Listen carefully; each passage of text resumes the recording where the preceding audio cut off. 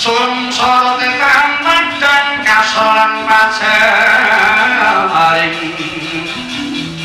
purnaming kedono dasare mungsa katiga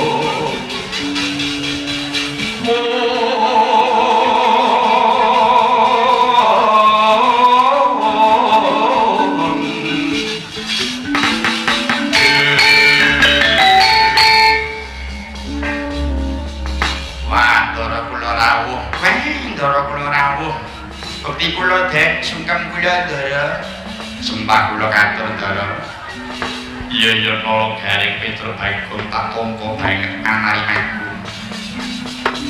nolong garing Petro lawan Bagong ayo padha tata-tata bebudalan lakani marang Giri Bajra wanune iki sendika ayo Truk tata-tata ayo jalani kuwi kang diklike kang ya ayo nang Giri Bajra mumpung pedhoane wis teko ayo ojo monggo keri naik ana kawan ibu dan dino iki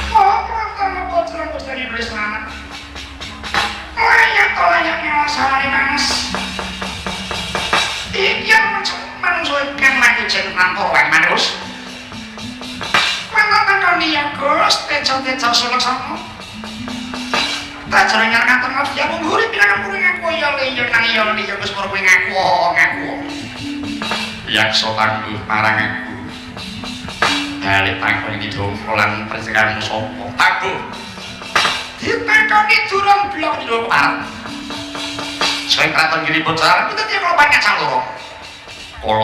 caloro ya wis bagus panengah panus Komadukara Harjuna kekasihku Harjuna iya Janaka arang Setyambus ojo temanggung nggon lumaku moro semingkir bakal tak gawe liwat kudu balik awih lanjut ora awih nurut paring moksa Orang perkara keneng, orang ngomong jangan kuning.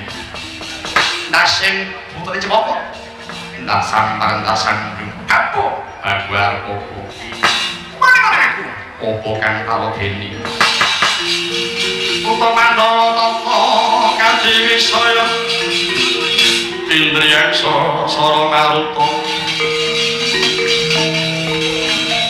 Mawon nopo lumargo no.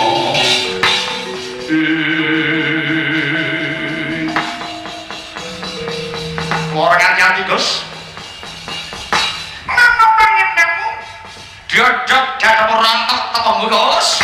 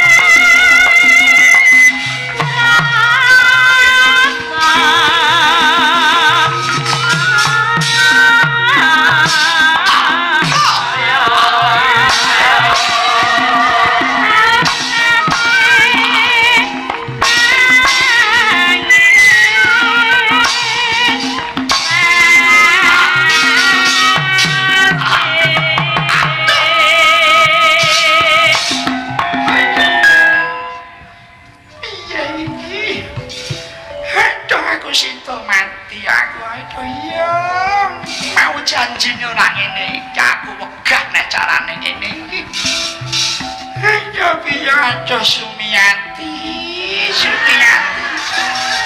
kowe tak tinggal mati aja rapi meneh ya Sum kok pengen apa lah kuwi kae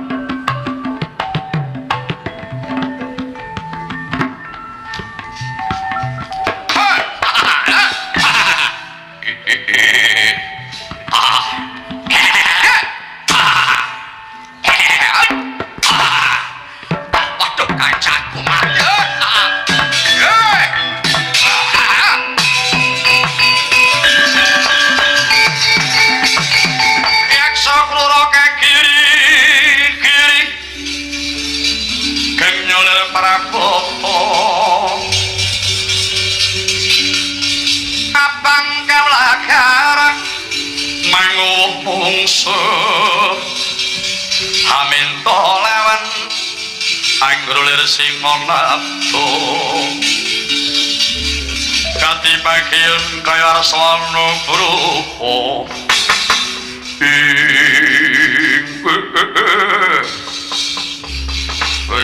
bujleng iblis lanat ora mati tak belani Raja Satriya ana paran sapa jenengmu Arjuna kuwi sapa Tityakala telung Braja belakno patine kancaku jaluk mati mara maju pleno pangendamu balang angleng bleduk wandamu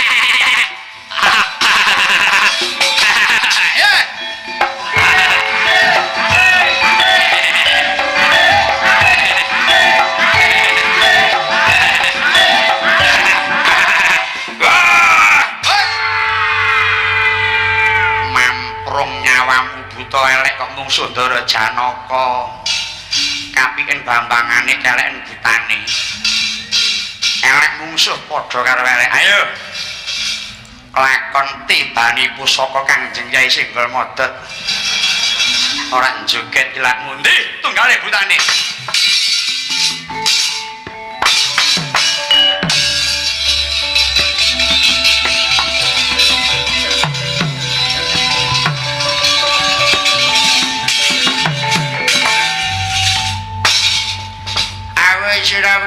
Jaya Brata Raja Satriya jenengmu sapa umamu dimupuk durung mati tanpa aran ayo nono iki Tityakala julu menang kataku tak gurani kowe Raja Satriya kuwi apa kuwi kembang melati sing tak puji aja dah korupsi marga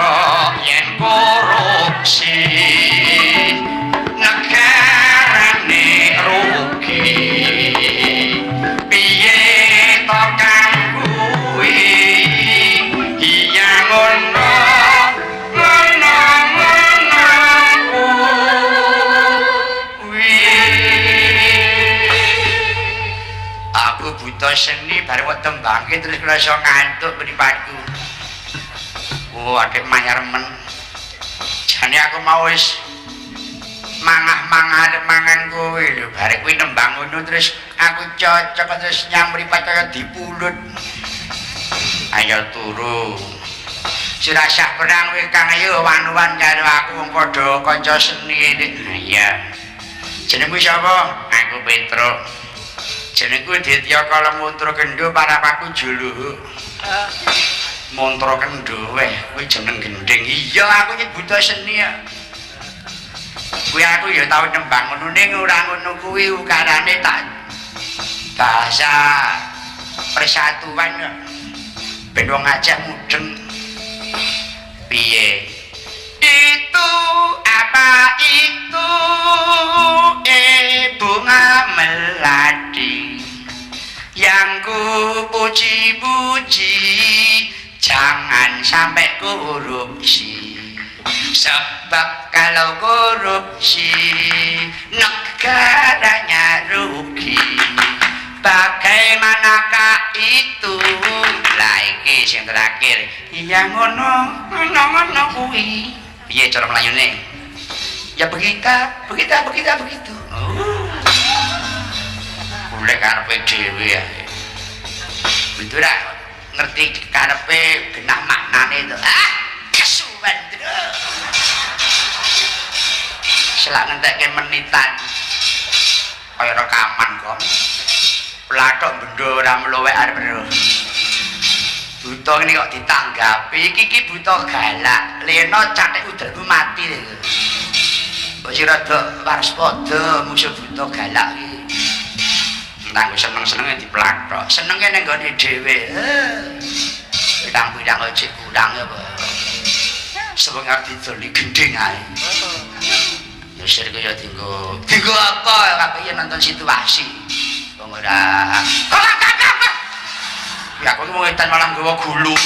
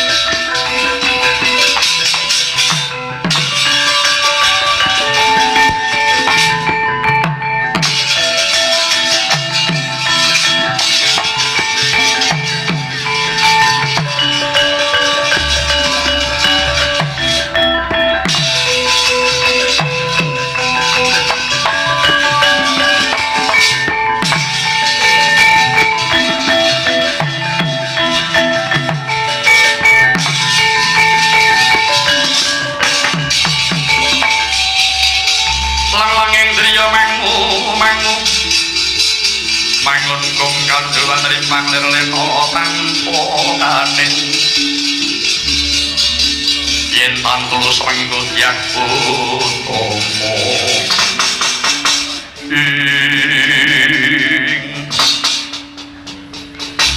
Dimas Werkudara Kresna kakang wopo Yayang Juna kula wonten dawuh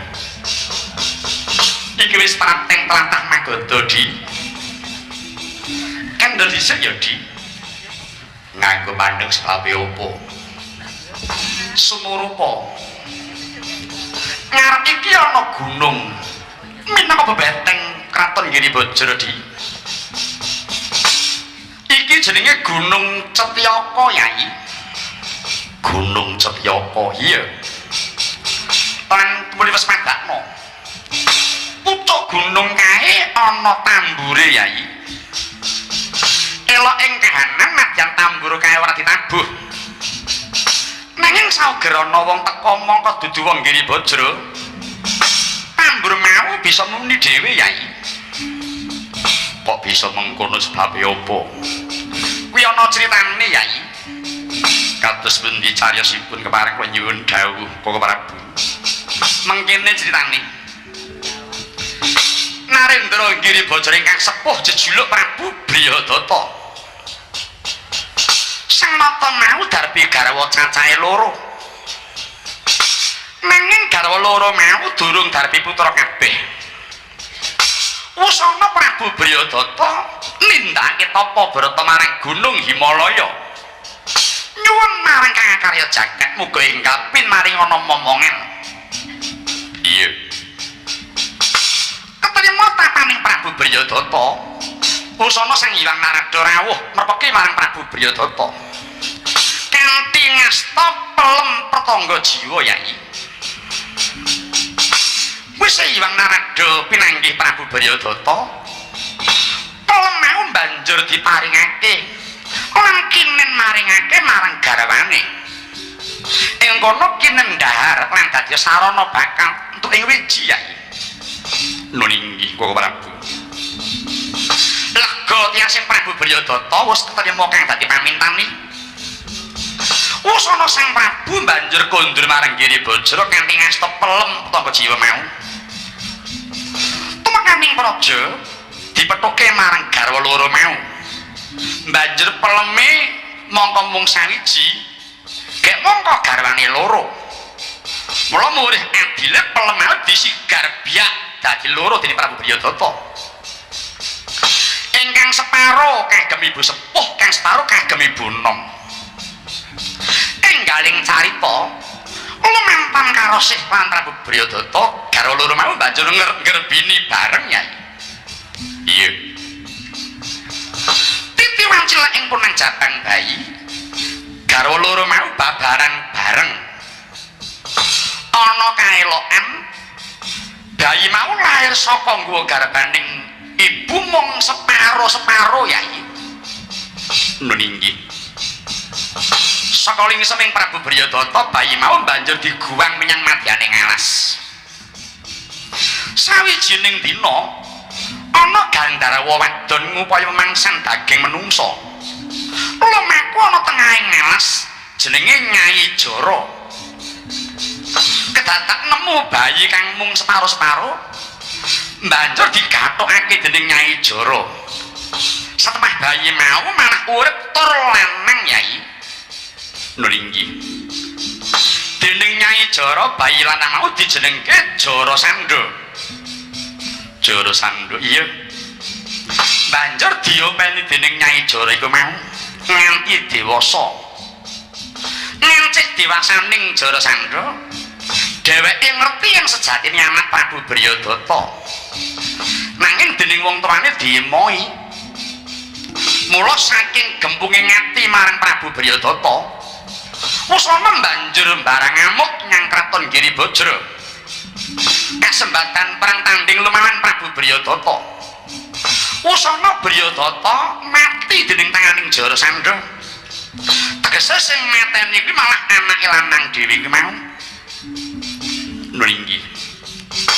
Wah, kuwi anak durhaka ya, Gong. Mula aja sok guwang bayi. Nek ati bayi urip ngerti sejarahe ndak males karo sing tuwek. Oh iya. Lajeng kados pundi? Wis dipateni. Ewadene Jarasandha isih kurang lega atine. Mula kulite Prabu Bryodata disuwek banjur dienggo lulang tambur kae Yai. Lah apa to sebabe dene tambur mau ora tabuh kok muni dhewe. Biswatata jalma lulang tambur kang dumadi saka Prabu Bryodata mau njaluk tulung supaya disampurnakake Arjuna. Nulinggih. Mula Yai Parta gandeng si adi iku titis ing reh oleng jemparing. Mara Gagedi tumureng jemparing karepe ninggal bedah Arjuna. Bumi gonjang kancing langit kelap-kelap katon dari kincanging sang maweh gandrung. Koko Prabu nyuwun tambahing pangestu mongso borong Yayi.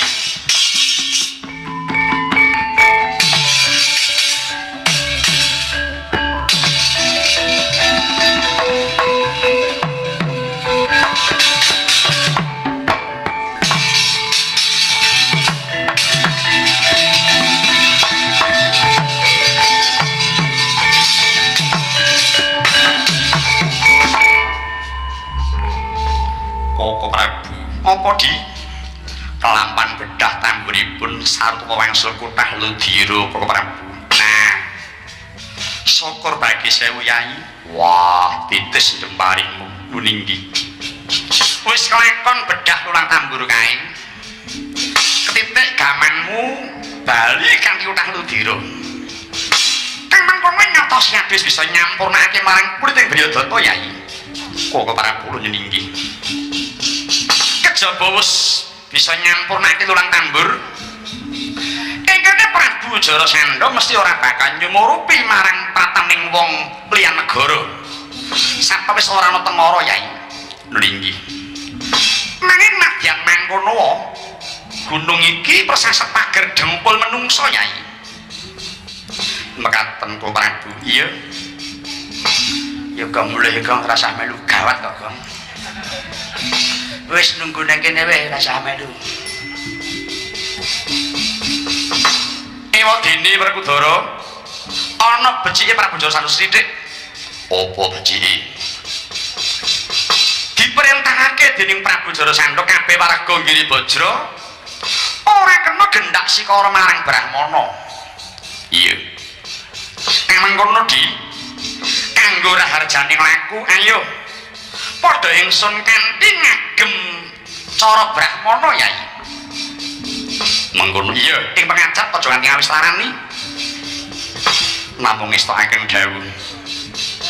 Lan tak pundhut padha ganti jeneng sisik ya Di. Nuninggi. Iya. Piye ponakan kowe nderek apa ora? Yen kowe nderek kudu ngagem cara Brahmana slamet uripmu. Oh nggih, Derek. Kowe penggawa sandangan pendhita. Golek sewan to, Le? Yang ngene Mas Yata kono. Saling jeneng lho, ah, wah golek jeneng. Pun Kakang peparek Begawan Patmawicitra. Aku jeneng Begawan Jayalaga.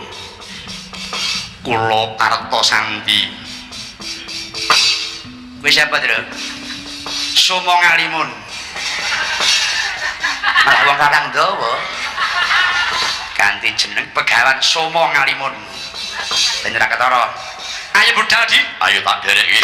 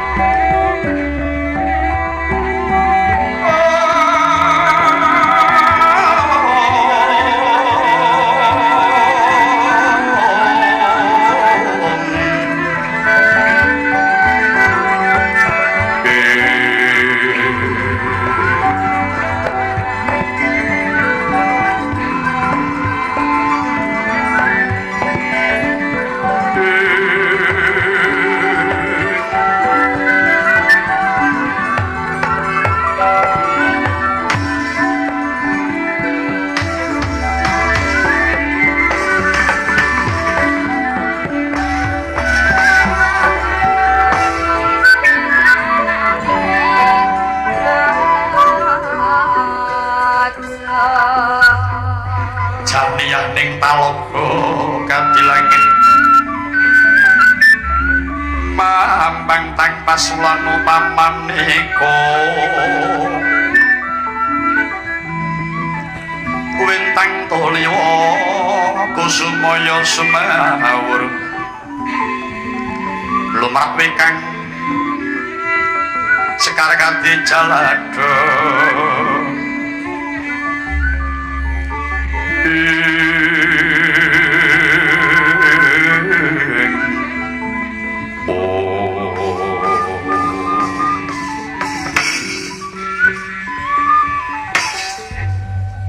latal sewu bejo kemayangan dene sangkat pamujanku karawuhan Sang Brahmana iya Sang Prabu Jarasandha aja kurang pamengku aku sakadang pratana ing pertapan kang tanpa sela ing madyaning pasanggrahan kene Sang Prabu inggih Sang Penemban mboten atus menapa kepara malah bingah rasa manah kula dene patung keparang rawuh ing negari kula ngriki. Sang Penemban, hamba beli keparang kula nyuwun keterangan. Penemban menika Brahmana saking pundi saha sinten peparapipun Sang Penemban? Ya Sang Prabu. Ingsun iki pendhita ingkang kliyang kabur kanginan peparapku Begawan Padmawicitra. Aku Begawan Jayalaga. Semonogo aku peparapku Begawan Partasandi kula semua ngalimun pendhita kono sing jenenge semua ngalimun inggih gadah pentingan piyambak-piyambak kowe kuwi pentinganmu babagan apa madosi barang ical kowe mengko niki Sang Prabu iki terus pundi? Pratah wana kene iki kepengin bakal nindakake marang darmaning kabrahmananku. Ya iku kepengin bakal madangi wong kang peteng pikire, nedahake margwanjep marang urip kang ngoyo daya akhirat Sang Prabu. Allah. Dawah kelorosan Sang Penemban, bingah rasa maneh kula. Sapa wekdal mangke nembe peteng jagat kula Penemban. Menggali perkara apa Sang Prabu? Kula mrihatosaken dhumateng impen kula Penemban. Sang Prabu nyupen napa? Ing lebeting pasupenan nggih Bajra kablapak banjir bandang. Ingkang kelempak-lempak katut banjir bukan sawi wringin sakembaran ingkang saha saking papanipun. Bibar nyupen makaten teka lajeng kuwatos rasa manah kula Sang Penemban. Latalah syukur bagi sewu dene Sang Prabu isih ndarbeni rasa kuwatir banyu kang metu margane pengimpen mongko kuwi banjir iku mujudake pengawaning mungsuh Sang Prabu dene waringin sekembaran iku mau pesmoning Sang Prabu Jarasandha Dewi ingaten iya sautuwe impen iku mau ngemutake marang Sang Prabu menawa nggih Bajra kene bakal ketangan mungsuh mau bakal ngarah marang sidaning Prabu Jarasandha pribadi ning kosok barine menawa Sang Prabu kersa bali marang marganing kabecikan kanthi sarana ngluwari para nata kang sira kunjara ing kono Sang Prabu bakal manggih yuwana lan impen mau ora bakal maujud Sang Prabu. Nuwun sewu Sang Penemban. Para ratu kula kunjara menika pangangkah badhe kula pejahi. Kula inggih bekakak kunjuk dhumateng sesembahan kula pukulun Bathara Kala. Ing pangajap supados Sang Hyang Kala keparenga salaminipun ngayomi dhumateng gesang sak wadyabala lan para kawula kula ing ngriki Sang Penemban. Prabu Jarasandha. Iki terus pundi? Sira aja nyembah marang Bathara Kala Sang Prabu. Awit Bathara Kala kuwi dudu sesembahan, kuwi dudu sing gawe urip. Yen bakal manembah sujuta marang Gusti kang hakarya jagat. Lan ngestokno apa kang dadi dawuhe, lumantar sira kudu ngrasuk sasawijining agama kang sira percaya. wis sesatine manembah Sang Prabu. Sang Panembahan kepriye? Sampun dados kapitadosan kula dhumateng Sang Hyang Kala. Sinten kemawon boten saged nyingerke bati panembah kula Sang Panembahan. Terta malih Ngayawara bilih wonten wong sasak mlebet ing negari kula mriki Sapap. Saderengipun mengsah menika mlebet kula sampun mangertos langkung rumiyin lumantar tambur pusaka kula ingkang mapan ing pucaking Naraga Setyapa Panembahan. Sang Prabu dos pundi? Aja sok kibir mundhak kabur, aja sok sumbar mundhak abet lho Sang Prabu. Yen Sang Prabu ndatak mengkono Sang Panembahan ampun gegirisi kula. Mboten wonten wong sah ingkang saged nyelaki kula. Nadyan to sampun saged bedah tambur kula Sang Panembahan. Watak angkara murkamu, watak sesongaranmu pancen ora bakal bisa ilang. Namun ora bareng karo sing ngandhang. Narajaki wis medakno Jala Sandra. Mungsuhmu wis tok adhepi wis ana ngarepmu. Ingsun dudu pendhita, ingsun Prabu Kresna. Aku arek Udara, aku Janaka. Bala ta.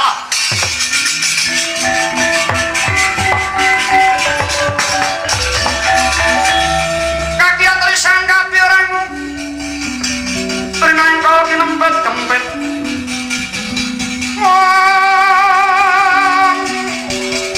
Dosa ngernaning pewono Yosi tukang walang hati Yosi tukang sing hias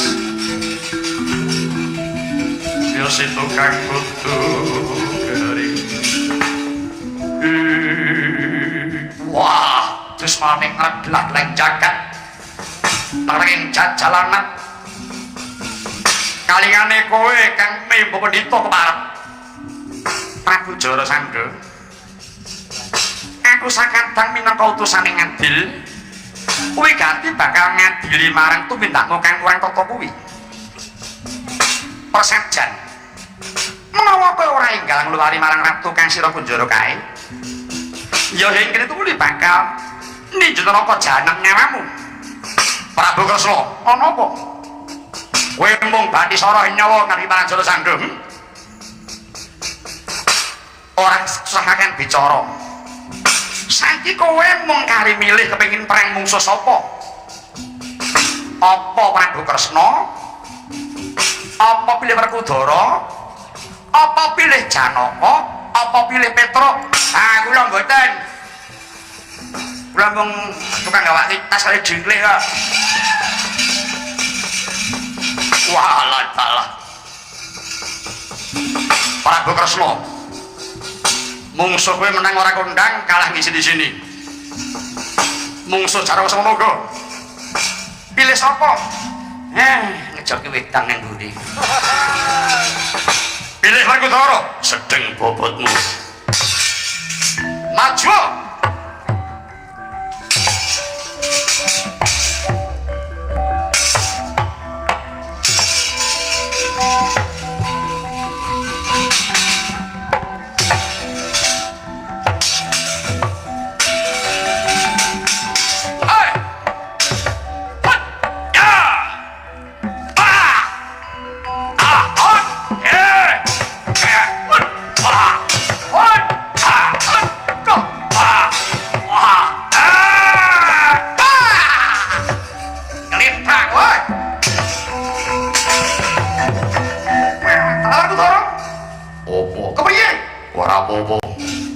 Wah, kuwatir atiku di kados pundi Kakang Mas rambut lo menapa ora ala kuwi sik waras. Ayo tangi. Ya. Priye kok umur ki piye? Marake nyendake umur. Wong wis sago aja brak-brak kok pun kuat kita den kurang setengah jam ini. Belum ya jamu niku penting. Suntik sing miliki ora gelem. Kuwi tembung apa? Jara Sandra, tak genteni ya, moh. Lho, moh kok di. Ing dalem aku genteni. Mbok ya mesake Kakang Mas genti aku wae. Ora sudi. Kula napake mboten gelem kok Dek. Menurut aku elek ya dimoy. Pak Kudara, opo? Pisan iki enggal mangkat to ya Di, lan tak weni keterangan. Pri. Mulane Jara Sandha Sekti Pandra kula sampat dheweke kuwi. Darbe daya luwih ning ana pengapesane. Pengapesane opo? Ora gak wis mandakno. Nggon boyok diombyong-ombyong sandangan. Pengapesane ana kono sampat Jara Sandha wis kondang ratu selewah. Mula Di lamun sak bisa medhot marang boyok ing Jara Sandha. Ora suwe gak mati. Mau-mau ora kondo ngono.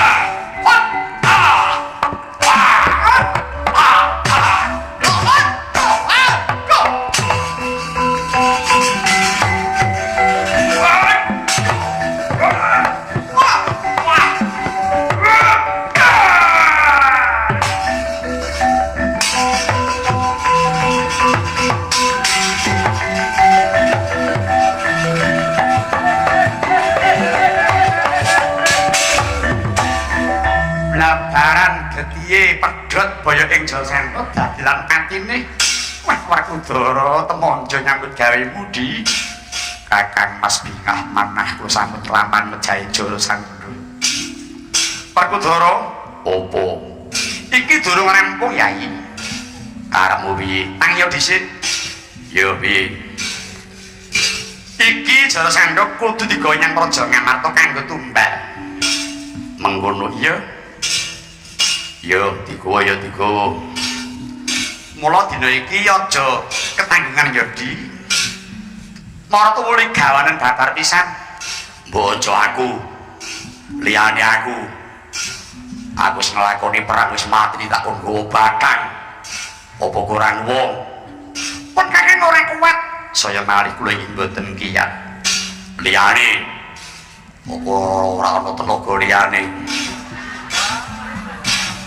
Oh iya, aku nggawa Hardi Petro.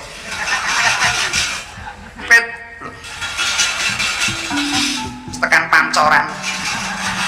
Petro, yo, mrene. Dalem, kowe aja endo ing kesangguhan. Wis pundi? Tangkin niki gawane yang Kraton Ngamarta. Menika, iya. Kula mboten badhe selak, namung keparenga seduhunipun dhateng dawuhipun kakekne Semar. Bapakmu ngendika apa? Yen nggawa syarat mongko dienggo sesaji, aja nganti sing nggawa ki wong reget. Pikirane.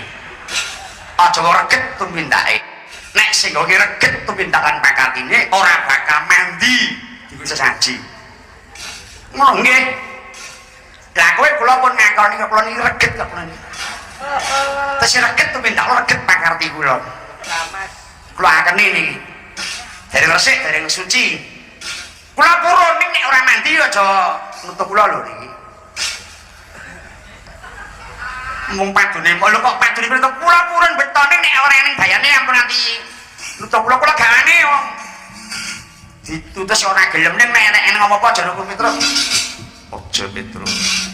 Kowe wong isih reget ning nggon tak malah mengko tawar ora ono dayane apa. Mboten kula rumangsa dingoni nek nyambut gawe didukani. Kula gawane aja. Wis aja. Ah mboten aja. Aja ya aja. Liyane kowe wae. Ya wis kono minggat to. Wong reget kok melu ki ngopo? Ngancani melek. Petro omong gawa sapat rumangsa iki reget. Wah, alasan wae. Wis tok gaya karepmu ora karepmu ki butuhmu karo Kudara. Monggo Kakang Mas keparengmu menggalih. Wah, sida aku sida.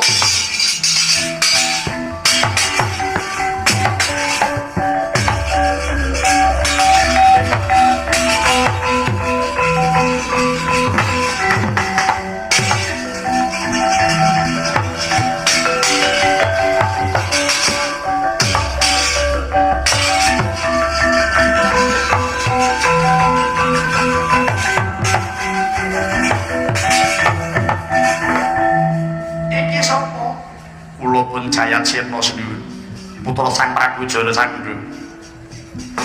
Tak kabari wong tuamu tepenganing pati sing meten iki Werkudara. Kowe gelo apa ora? Waduh nuwun sembah nuwun sanget. Dene Sang Bima Sena dados lantang sedanipun Kanjeng Rama. Lho, kowe ora mrina datar pisan mboten. Sabab mboten gathuk rasukan Kanjeng Rama. Inggih Rama Seda malah merdika inggih bojo menika kandhung sinuwun. Wah, dalah apik-apikmu Jayacena. Mengko ya wektu kowe tak dapuk dadi ratu ana kene nggih wong tuaku ya. Lho iki.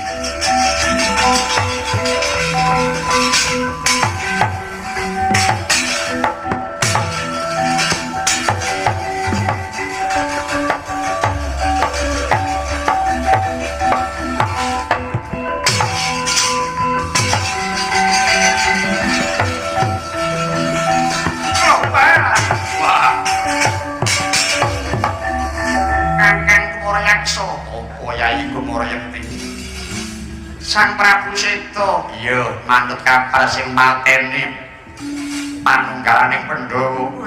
Ladalah ana wis delu wali ratune Jayacena malah melu Nyang Amarta. Ditututi ayo lurung Nyang Amarta dhewe.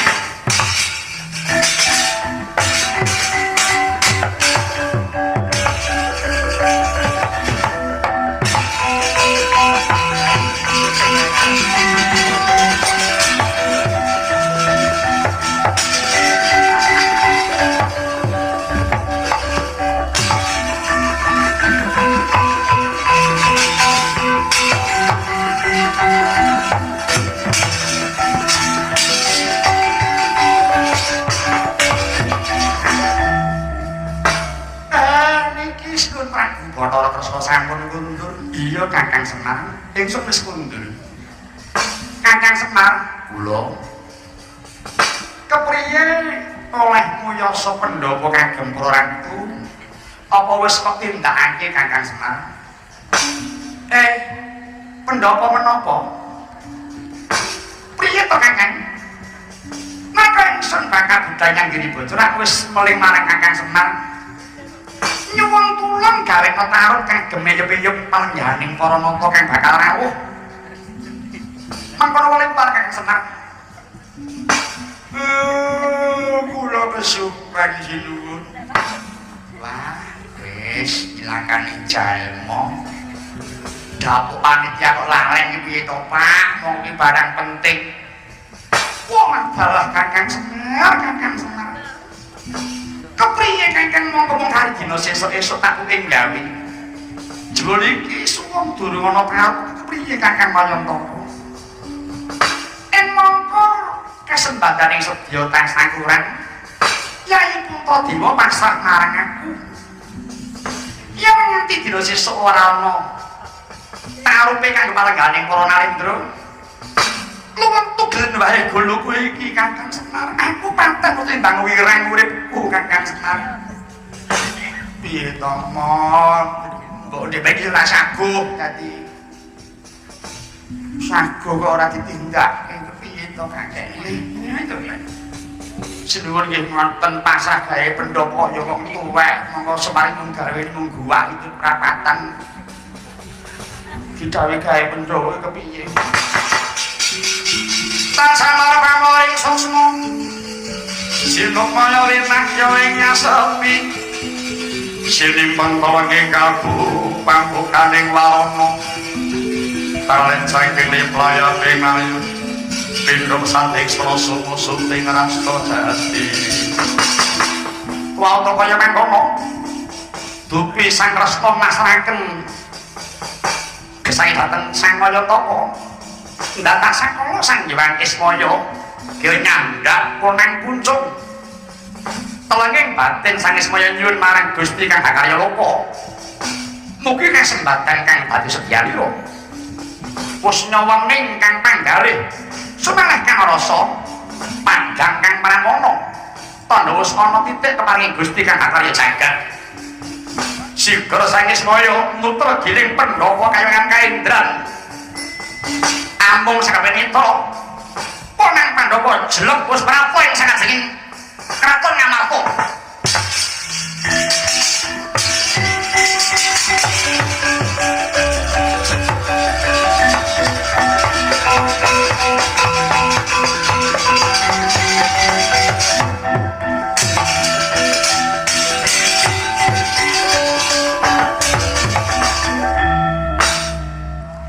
Kados pundi sinuwun? Menapa menika kagem palengganing Narendra sampun pantun menapa dereng?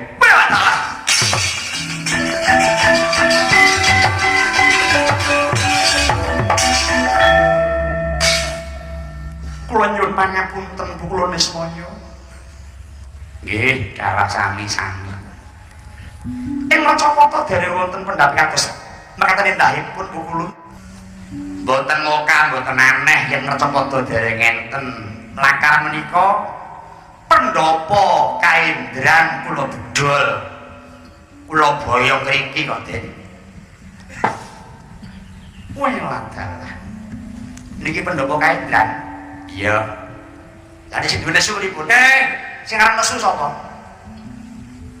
Indra apa wani nesoni aku? Tekan guru sing tok ora wani nesoni aku. Aja sing tak bedol, tak dol sing elik-elik sapa? Ya ampun dodolan. Kangge tenger dununging pendhapa niki wujud sawo kencana. Saking kaendran dhateng negari Ngamarta. Kula nyaosi tambah nami kangge negari Ngamarta, kula namaken negari Kencanapura.